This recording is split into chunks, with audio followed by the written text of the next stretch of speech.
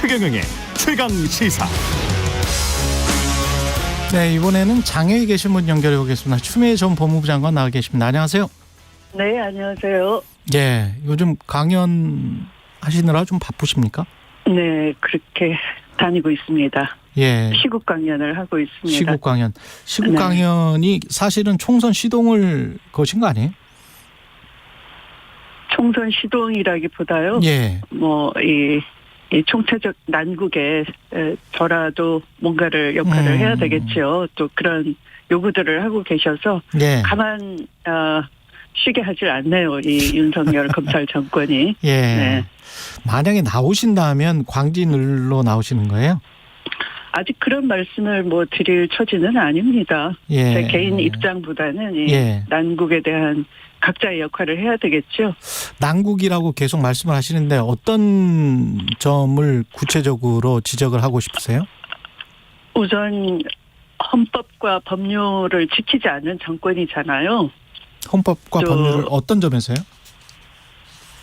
헌법에 있는 국민 건강권, 환경권, 생태, 생명권이 침해되고 있어도 아무 소리 안 하고요. 정치적 책임을 방기하고 헌법적 책임을 방기하는 것이죠. 또 박대령 사건 이런 걸 보면 마치 그 검찰에서 선택적 수사, 선택적 기소하듯이 마구 하는 것이죠.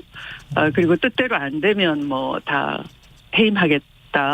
또는 항명이다 이렇게 뒤집어 씌우기를 하는 것이죠. 또 관료들이 모두 다 이 충성 경쟁에 나서고 있는 것이죠. 그래서 국민들 상대로 싸우겠다라고 하지 않습니까? 예. 그러니까 이것을 총체적 난국이 아니면 뭘로 이해를 하실 수가 있겠습니까?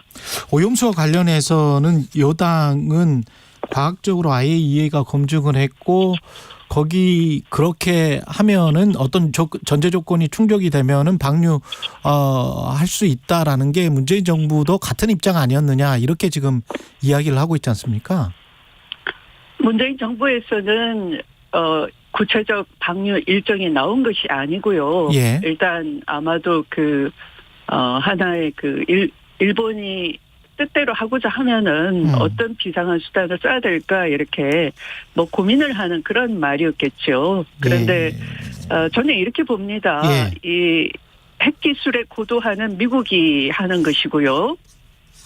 예. 기술 경쟁에 있어서 훨씬 남보다 앞서 나가는 그런 경쟁은 미국이 선점을 하고 있고요. 또 물량적으로 핵이라는 건 균형이 맞아야 되고 또 상호 확정 파괴를 수단으로 하는 거잖아요. 예. 근데 그 실질적인 핵 기지, 물질적 기지, 핵무기급 플루토늄을 보관한다든지 하는 그런 저장 탱크 역할은 일본이 역할을 분담을 하고 있다고 보는 겁니다. 이게 미일 핵동맹의 본질이에요. 그런데 우리는 미국은 태평양 바다에서 핵실험을 하고 일본은 핵재 처리를 하게 되면 많은 분열성 핵물질을 방류를 하는 것이잖아요. 그래서 플루토늄 농축도 허용해줬다. 네네. 예, 과거에. 그래서 우리는 후쿠시마 핵폐수도 그거와 마찬가지로 어쩔 수 없다. 그래서 핵에 대한 주권, 발언권을 포기한 것이죠. 지난번 워싱턴 선언에서 의미가 그거라고 봅니다. 그러니까 우리는 미일은 핵동맹을 한 반면에 우리는 하수구 동맹, 하수처리 동맹을 했다고 보는 겁니다. 우리는 하수처리 동맹을 했다. 네, 하수구 동맹이에요. 하수구 그쪽에서 이제 오염수 네. 쓰레기물이 나왔을 때 그것을 어쩔 수 없이 이제 받아들이는 동맹이다. 이런 의미신가요? 그러니까 그것을 핵 발언권, 핵주권 포기를 강요받은 셈이고요. 그것을 하는 것은 이제 최근에 중국이 미국 펜타곤이 의회에 보고하기를 2007년이면 중국이 핵탄두 700개를 2027년이면 2030년이면 핵탄두 1000개를 가질 것으로 추정한다고 보고를 한 바가 있어요. 예. 그러니까 지금까지는 양강 동맹, 미국 러시아 핵 경쟁에서 3강 경쟁 체제로 중국, 러시아, 미국 이렇게 3강 경쟁 체제로 들어가서 이 미일 핵동맹으로 중국과 러시아를 압도적으로 견제하자 이런 목표 아래 우리도 들어간 것이죠. 그러니까 핵경쟁 한복판에 그냥 들어가 버린 것인데 그것은 북핵 위협이 명분이 됐을 것이고 또 윤석열 정권이 애초부터 핵 공유를 해달라 전술핵 배치를 요구를 강렬하게 했잖아요. 예. 그걸 이용한 것이라고 저는 봅니다. 그래서 미국은 일본의 오염수 방류에 온건할 수밖에 없었다. 당연히요. 태평양에 그렇게 직접적으로 핵실험을 계속 해왔고 앞으로도 해야 될 것이고 그 포괄 핵실험 금지 조약에도 안 들어와 있죠. 미국은. 그러니까 예. 뭐 그 후쿠시마 핵폐수나 또는 앞으로 내년부터 가동되는 아오모리 현에 있는 그 로카쇼무라 핵 재처리 이런 것들에 대해서는 도찐 개찐인 게요. 누구나 다 하는. 예. 네. 박정훈 대령과 관련해서는 그 어떤 대통령실에 어떤 의혹이 있다. 규명되지 않았다. 규명돼야 한다. 이렇게 보시는 건가요? 그 구체적으로 근데 나온 게 지금 없지 않나요? 정황상 갑자기 지휘에 익숙하고 절제에 익숙한 군인은 한번 명령하고 절차하면 끝이에요. 뭐 그거 나 그때 착각했어 이런 거 없어요. 그 앞으로 그 전투대를 갖춰 그러고 앞으로 가 그러고 총 들어 쏴 그랬는데 그때 나 그 나무 토막 가지고 착각했어. 너희들 잘못이야. 이런 게 국방부 장관이 할 수 있는 일인가요? 그렇게 훈련이 돼 있나요? 아니잖아요. 그런데 갑자기 결정을 바꾼다 하는 것은 그 장관보다 더 높은 임명권자, 군 통수권자 아니면 설명이 안 되는 거죠. 그리고 박 대령도 대통령이 경로 때문에 그런 거다. 2차 보류하는 이유가 이렇게 사령관이 확인을 해줬다고 말을 하고 있지 않습니까? 그러니까 이것은 당연히 윗선의 외압이 있는 것이죠. 예. 네. 홍범도 장군과 관련해서는 그 방금 전에 최영두 의원은 이게 이념적인 문제가 아닌데 민주당이 이념적인 문제로 오히려 끌고 간다. 우리는 전혀 그런 의도가 아니었다. 육사에서 오랫동안 뭐 이런 그 홍범도 장군의 흉상과 관련해서 논의가 있었다. 이렇게 지금 이야기를 하고 있거든요.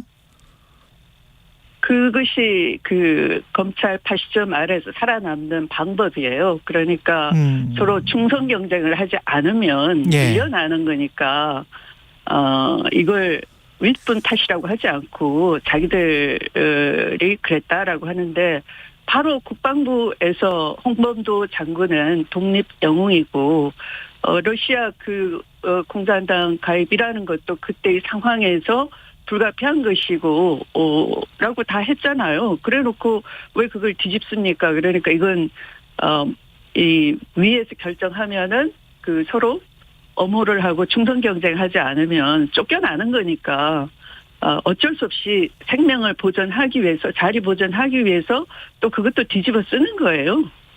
그러면 이게 육사 자체적으로 나온 논쟁이 아니고 어딘가로부터 어떤 오더 비슷한 거를 받았다? 이런 말씀이세요? 저는 그것도 위의 지시 아니면 있을 수가 없다라고 보는 겁니다. 왜냐하면 그 윤석열 후보 시절에 이종찬 전 국정원장, 지금 광복회장 하시죠. 그분이 그 윤봉길 기념관으로 갈 때 앞길에서 안내를 하시고 또 친구의 아버지다 이렇게 그랬죠. 굉장히 모시듯이 했잖아요. 근데 그분이 지금 굉장히 경로에 계시잖아요. 이건 있을 수가 없다. 그 독립 영웅 5분 전체 다를 제대로 모셔야 된다라고 하지 않습니까? 그렇죠. 네네.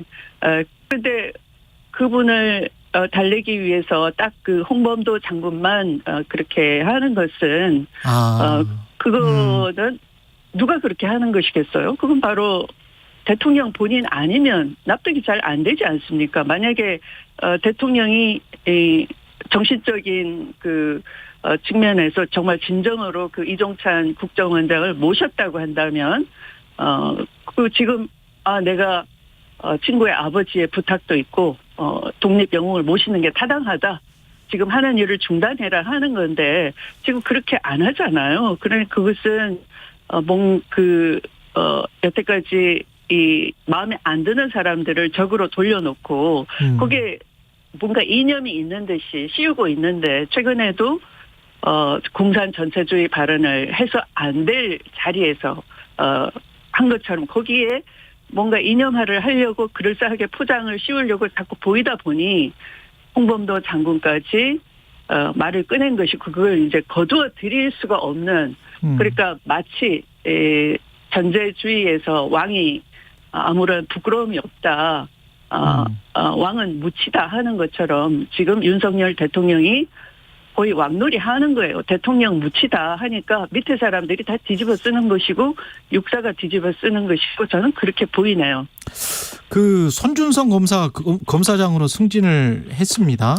네. 예, 관련해서 재판을 받고 있는데 고발사주 네, 의혹 네. 피의자잖아요. 네네. 그 법무부 장관이셨기 때문에 네. 그때도 이런 일이 있긴 있었죠. 이성윤 고검장 승진. 그거는 말이 안 되는 비교입니까? 것이고요. 네네. 왜냐하면 이성용 구검장은 예. 이미 그들이 검찰총장 후보에서 배제하기 위해서 부당하게 기소를 했던 것이고요. 또 무죄 선고가 됐잖아요. 그 기소했던 것도 김학의 전 차관의 출금을 막은 것이 불법이다 이렇게 주장했던 것이고 또 그 불법 출금에 대한 수사를 일선 검사가 하려고 했더니 그 수사를 막은 것이 직권남용이다 이렇게 기소를 했다가 그게 무죄가 됐지 않습니까? 출금 자체도 불법이 아니었다. 그 전제됐던 것도 그리고 그 출금을 막았던 검사도 그 자체는 불법이 아니었다 해가지고 그 부분은 무죄가 됐던 것이고 그 직권남용이다라고 뒤집어 썼다가 무죄가 됐던 것이고요. 근데 그때는 무죄가 된 거는 아니잖아요. 검사들은 무조건 기소하면은 예. 그 승진을 못하게 되는 거니까 기소권을 남용한 걸 장관이 인사권을 행사해서 바로 잡은 거라 보시면 돼요. 결국은 법원에서 무죄가 선고됐잖아요. 그러니까 그 당시에 이성윤 검사 중앙지검장의 입장이 차기 검찰총장 유력 후보군에 들어가 있었어요. 그것을 기소를 하면 무조건 거기서 낙마되는 거니까 억지 기소를 해가지고 결국 검찰총장을 되지 못하게 해서 남아있는 자리가 그냥 고검장이니까 고검장으로 밀려난 것이지 그걸 그 능력에 맞게 실력에 맞게끔 승진시켜준 게 아닌 것이죠. 그러나 이 손준성은 피고인 입장에서 승진이 된 것이죠. 왜 그러면 다른 것이죠. 비교를 할 수 없는 것이죠. 비교를 할 수 없다. 승진은 하나는 손준성 검사는 남용인 것이고 하나는 인사권 손준성 케이스는 인사권의 남용인 것이고요. 이성윤 케이스는 검찰의 기소권의 남용인 것이 판명이 된 것이죠. 그러면 손준성은 왜 검사장으로 승진시켰다고 보세요? 처음에 고발사주가 그 세상에 드러나고 그 고발장 문서에 손준성 검사 손준성 보냄 이렇게 돼 있을 때 그때 그 손준성이 윤석열 측근이 아니고 추미애 사단이다 이렇게 우겼지 않습니까? 네. 그런데 손준성 검사가 꼭 참고서 그 고발사주 문건 작성자가 누군지 또 누구 지시로 이걸 고발사주를 했는지 그 문건 작성 배경 이유 또 김웅한테 보낸 그 이유 이런 걸 누가 시켰는지를 몽땅 다 지금 침묵하고 있는 거잖아요. 그리고 사실 그 문건을 받았던 김웅 의원은 지금 검찰이 불기소했죠. 그리고 손준성 검사의 재판에 와가지고 몽땅 다 기억 안 난다 그래서 판사한테 혼났죠. 그러니까 바보를 연기를 해서 보신을 하는 사람이 김웅 국회의원이고요. 그 사람과 재판에서 서로 주거니 받거니 증인이 돼가지고 재판부를 속이고 있는 것인데 그렇게 재판부를 속이고 침묵해서 지금 출세를 하고 있는 그런 상황이 있잖아요. 이재명 대표 단식과 관련해서도 좀 여쭤봐야 되는데 한동훈 장관이 선례를 남기면 잡범도 모두 단식하지 않겠냐. 그 한동훈 장관의 그 발언의 세기 맥락 뭐 이런 건 어떻게 생각하십니까? 우선 맥락 따지기 전에 네. 참 예의도 없고 염치도 없다. 그런 잡범의 비유를 하는 단어를 인권을 중시하고 인권 중심 법무행정을 펼쳐야 될 법무부 장관의 입에서 나왔다고 믿어지지가 않는다 이런 말씀을 드리고요. 예. 이재명 대표는 본인의 수사 리스크, 사법 리스크 때문에 하는 단식이 아닙니다. 이미 직접 법정에 나가서 증인 신문도 여러 차례 했고요. 또 그의 그 당당한 모습을 보면은 사법 리스크를 조금도 염려하거나 걱정하는 분이 아니다 하는 걸 잘 알 수 있을 것입니다. 그리고 예전에 김대중 대통령 또 김영삼 대통령 이런 분들이 목숨 건 단식을 하실 때는 국민을 지키기 위해서 지도자로서 마지막 남은 수단이 내 몸을 던지는 것밖에 없구나 하는 저항적 단식이었고 그분들 덕분에 우리가 오늘날의 민주주의를 공짜로 누리고 있는 것이고요. 가장 공짜로 누리는 집단이 윤석열 검찰 집단 아니겠습니까? 그런 공짜를 누리면서 예의도 염치도 없다라고 생각합니다.